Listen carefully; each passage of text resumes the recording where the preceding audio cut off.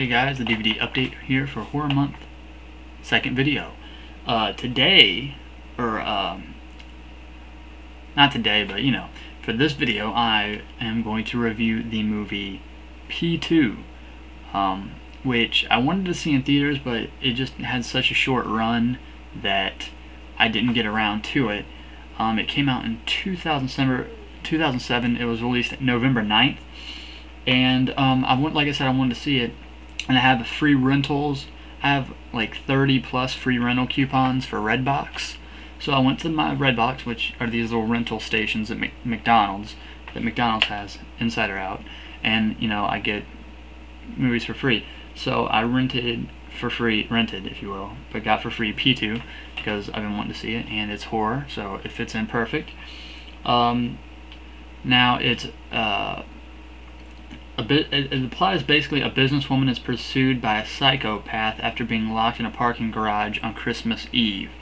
But we'll get more into that later. First, we're going to talk about the writer. It's by Alexander Aja, which is one of the reasons I was also excited to get this. It was written by him. He did some stuff you might know. He was the writer for Mirrors that just came out in 2008 with Kiefer Sutherland. He was the writer for the Hills Have Eyes 2006 remake.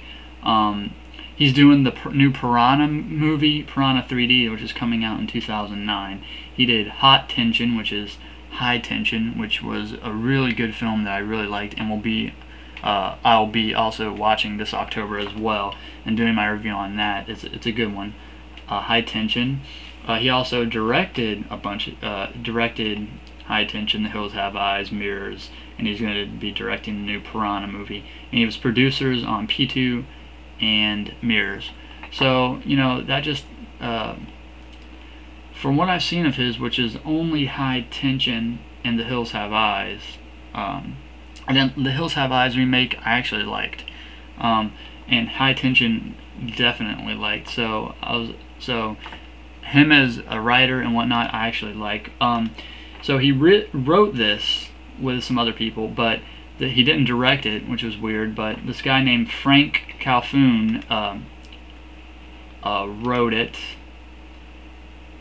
I mean, my bad, I'm sorry, I'm giving you wrong information. Directed it, and he was actually an actor in High Tension. He also wrote, like I was saying, helped write P2, and he's also writing the remake of Silent Night, Deadly Night. So yeah, I don't really like remakes that much. There's a couple of remakes I like, but just the general idea I don't fancy. But then we go on to the actors in this movie, which really I didn't notice any of them except for one, Wes Bentley, and I had recognized him from something, but I really couldn't put my finger on which movie I recognized him from. So I checked out his IMDb here, and looking at his IMDb, he wasn't in that many stuff as an actor, only 17 things. And I'm trying to figure out where I saw him from. Maybe I remember him from Soul Survivors. That's probably where I remember him from, in American Beauty. But anyway, so you got Wes Bentley, who plays this security guard, or he's a security guard just for the parking, the parking lot. Actually, no, probably for the whole building. I'm sorry. Let me start over, jump back to the beginning. It opens up Christmas. It's Christmas. A girl in a business suit, this woman in a business suit, is really busy, going all over the place. People are coming in saying Merry Christmas, and they're acting like they're leaving. And she's supposed to meet up with her family for Christmas dinner, and they keep calling her and telling her, you should leave now, don't be late, get going. And she's like, I'll do it, I won't be late this time. So you get the idea that she's very busy and rarely has time for her family and whatnot. And then you get this guy that comes in and is looking kind of jittery, and he's like, I just want to apologize, yada yada yada, I'm very sorry. And she says it's okay. You get the feeling that he might have come on to her at a Christmas party, which that's the immediate scenario that came into my mind when he was apologizing. He doesn't say it right there. He's like, I'm sorry, I have a wife and kids, it was just the booze. So you kind of get that he came on to her at the Christmas party, which is confirmed later on. But anyway, so basically everyone's gone, and the building is vacant of people, and she's starting to go home. She goes down. There's only one security. There's two security guards. One's a black guy that rides the elevator down with her. They say goodnight, and then she goes down to her car, which is a BMW, nice BMW by the way, and she gets in and she tries to start it. It's not happening. It's not going to start. And so she goes to the parking security place, which is this big like room with a wall of monitors which have cameras throughout the parking structure. There's it's all underground parking, and it's labeled the first floor is P1, and as you go down, P2 gets deeper, P3, and then P4, which is, you know, way underground. And they're on P2, this station. And she goes in and asks this young security guard to unlock the door so she could go back into the actual building and call for a cab. And so he's like, well, really quick, do you want me to try to jump start it? You know, he's kind of acting weird from the get-go, kind of lonely. And so they go back. He can't start the car with the charger, and she's like, that's okay, just let me back in the building. And then they go, and he lets her back in the building, not before opening the door for her. He's like, well, you could always stay and have Christmas dinner with me. And then when she looked kind of like taken aback by it, he was like, ha ha ha, just kidding. But that kind of like weirdo, just kidding, like I wasn't really kidding, but I'm going to say that. And so she goes back in, and the black security guard is nowhere to be found. And so she calls for a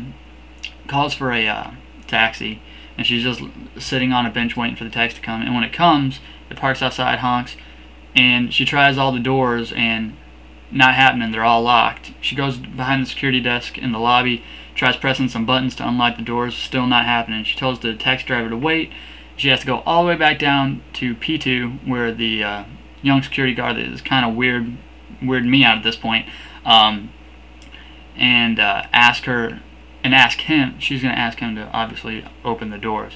But as she's going down to P2, she sees the taxi drive away, which pisses her off. And then all of a sudden, all the lights go out, and like the little security lights come on, and then she's kind of scared, and you know, so she can't see, so she brings out her cell phone for the illumination.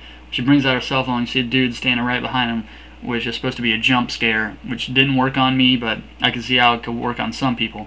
And basically he just covers her mouth, and I'm guessing he had some sort of chloroform in there or something, because she passes out pretty much immediately with very little struggle.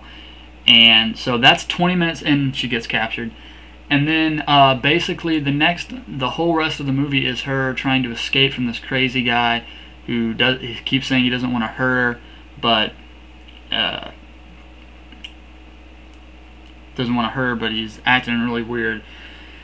And you know, he chains her to a table, a la Texas Chainsaw Massacre, and is making her have Christmas dinner with him. He forces her to call her family and tell them everything's okay, not to worry, that she's sick and she's going to stay home, which they believe because she's purposely missed Christmas dinners before.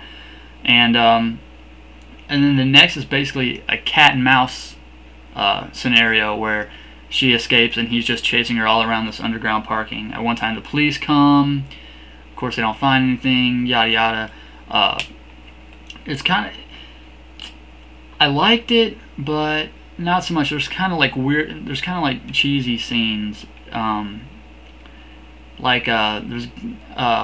when towards the end of the movie, she breaks into a car rental place that's actually in the garage area, and they have a little like car chase, and then they play chicken with each other. It's kind of awkward. The music wasn't doing it for me either very much. I'm trying to figure out a rating on this one. I do recommend you see it like just once at least, but I would definitely go with a rental, or if you can get it like I did for free. It is definitely not as good as High Tension. Alexander Aja just did it good with that one, and this one was a little lacking, even though he didn't direct it or anything. He just wrote it, so maybe it fell short via the director or the producer. And as much as I like the actor Wes Bentley, which I was talking about earlier, he plays the kind of demented psychopath guy that's captured her and is infatuated her and wants her to become his boyfriend and girlfriend type deal. He didn't pull off creepy enough for me to like, just, it's generic creepy. You know, nothing like really creepy. It was just like generic, and there's just some parts that I didn't like. So I'm basically gonna give this one a 5 out of 10